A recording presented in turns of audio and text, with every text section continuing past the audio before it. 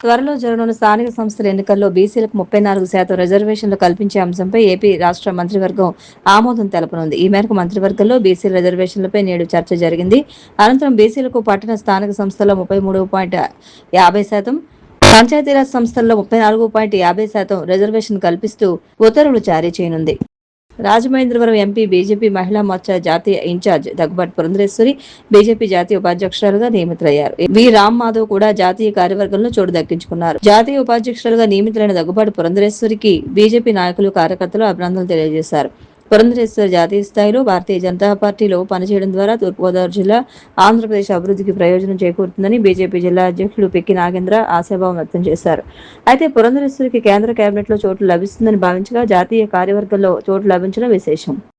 AP green chairman గా జనసేన అధినేత పవన్ కళ్యాణ్ సోదరుడు ఎమ్మెల్సీ నాగబాబును నియమిస్తూ ప్రభుత్వం ఉత్తర్వులు జారీ చేసింది. ఆంధ్రప్రదేశ్లో పచ్చదనం పెంపు, అటవీ విస్తీర్ణం, పర్యావరణ పరిరక్షణకు రాష్ట్ర ప్రభుత్వం అత్యంత ప్రాధాన్యతనిస్తూ Andhra Pradesh society for greening and రిఫారెస్టేషన్ for ecological enrichment executive committee chairman గా నాగబాబును కేబినెట్ హోదాలో నియమించడం పట్ల ఏపీ పర్యాటక, సాంస్కృతిక, సినిమాటోగ్రఫీ మంత్రి కందుల దుర్గేష్ హర్షం వ్యక్తం చేశారు. ఎమ్మెల్సీ నాగబాబు నేతృత్వంలో పచ్చని ఆంధ్రప్రదేశ్, ఆరోగ్యకరమైన ఆంధ్రప్రదేశ్ ఆశయ సాధన దిశగా రాష్ట్రం వేగంగా అడుగులు వేస్తుందని ఆశాభావం వ్యక్తం చేశారు. నాగబాబును రాష్ట్ర మంత్రివర్గంలోకి తీసుకుంటారన్న ఊహాగానాలకు ఈ నియామకంతో తెరపడినట్టయింది. మత్స్యకారులకు అందించిన విశిష్ట సేవలకు గుర్తింపుగా భీమవరంలోని కలెక్టరేట్లో జరిగిన 80వ స్వాతంత్ర దినోత్సవ వేడుకల్లో భాగంగా రాజమహేంద్రవరం రామకృష్ణ మిషన్ వైద్య సేవల సమన్వయకర్త కానుమోను శ్రీనివాస్ను నీటిపారుదల శాఖ మంత్రి డాక్టర్ నిమ్మల రామానాయుడు సెలవుతో సత్కరించి జ్ఞాపికతో సత్కరించారు. అలాగే మిషన్ వాలంటీర్ ఇంజనీర్ అయిన బీఆర్ఎస్ శ్రీకాంత్ ను కూడా మంత్రి సత్కరించారు.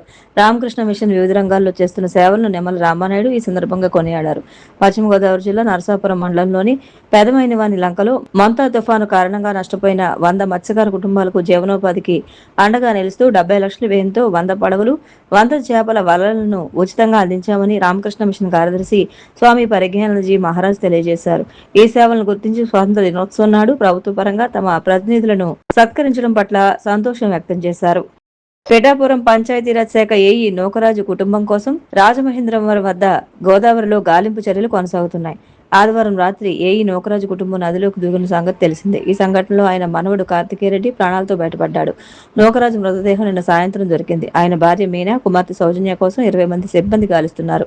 ఈ ఆపరేషన్లో పోలీసులు, గజయితగాళ్లు, ఎస్డీఆర్ఎఫ్ బృందాలు పాల్గొన్నాయి. తన కుటుంబాన్ని వేధించిన రైఫిల్ షూటింగ్ శిక్షకుడు సాదిక్ ఖాన్ వల్లే తాను చనిపోతున్నట్లు నూకరాజు సూసైడ్ నోట్లో రాశారు.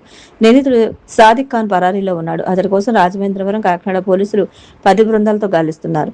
సాదిక్ పై గతంలోనూ పలు ఆరోపణలు ఉన్నట్లు పోలీసులు గుర్తించారు. ఈ కేసులో సంచలన విషయాలు వెలుగు చూస్తున్నాయి.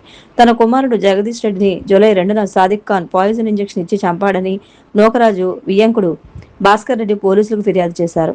తన భర్తను చంపి ఆస్తులు లాక్కున్నాడని నూకరాజు కుమార్తె సౌజన్య రాసిన లేఖ లభ్యమైంది. తనను ఇస్లాం మతం మారాలని సాదిక్ తీవ్రంగా బెదిరించినట్లు ఆ లేఖలో రాసింది.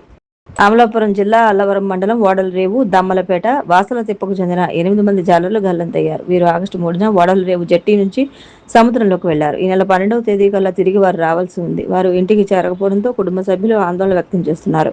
గల్లంతైన మత్స్యకారుల ఆచూకీ కోసం కోస్ట్ గార్డు నౌకల ద్వారా గాలిస్తున్నారు. కాకినాడ, విశాఖపట్నం సహా పలు ప్రాంతాల మత్స్యకారులను కూడా అప్రమత్తం చేశారు. బాధిత కుటుంబాలకు ప్రభుత్వం అండగా ఉంటుందని సీఎం చంద్రబాబు భరోసా ఇచ్చారు.